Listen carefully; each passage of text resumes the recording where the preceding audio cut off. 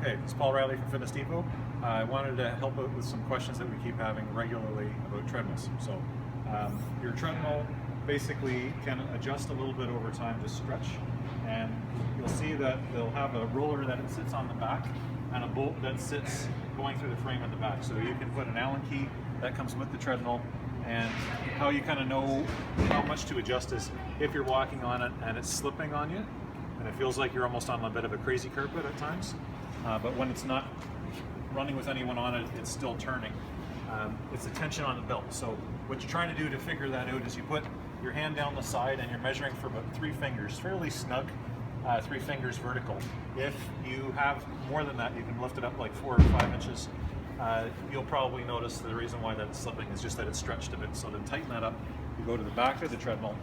On this roller, this end cap has 2 holes, and you're turning the Allen key that comes with it clockwise to the right. So from 12 o'clock to 3 down to 6, and you do that on both sides of the treadmill. So you're bringing this roller, tightening it back, and that will get rid of that slack in the belt.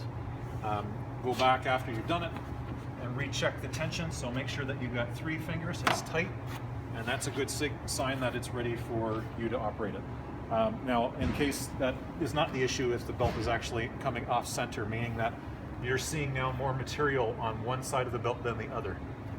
That's meaning that it's tracking to the level of the floor, or you have one strong leg that's pushing it over.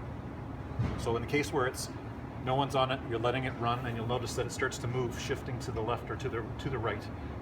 If it's moving to the right, to adjust it, rather than adjusting it to the floor for the level, you go to the same side that it's moving towards.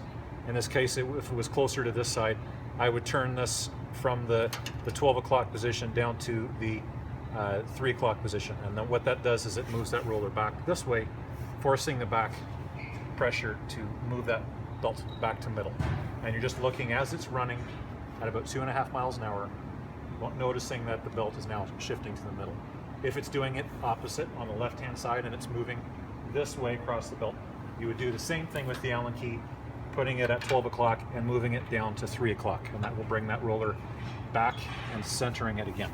Always doing this at about 2.5 miles an hour, and give it about 2 minutes. As it's turning over, it'll shift one way or the other. If you have any other questions, feel free to call the store, or you can check out our website, fitnessdepotottawa.com, and go to service request. Thanks.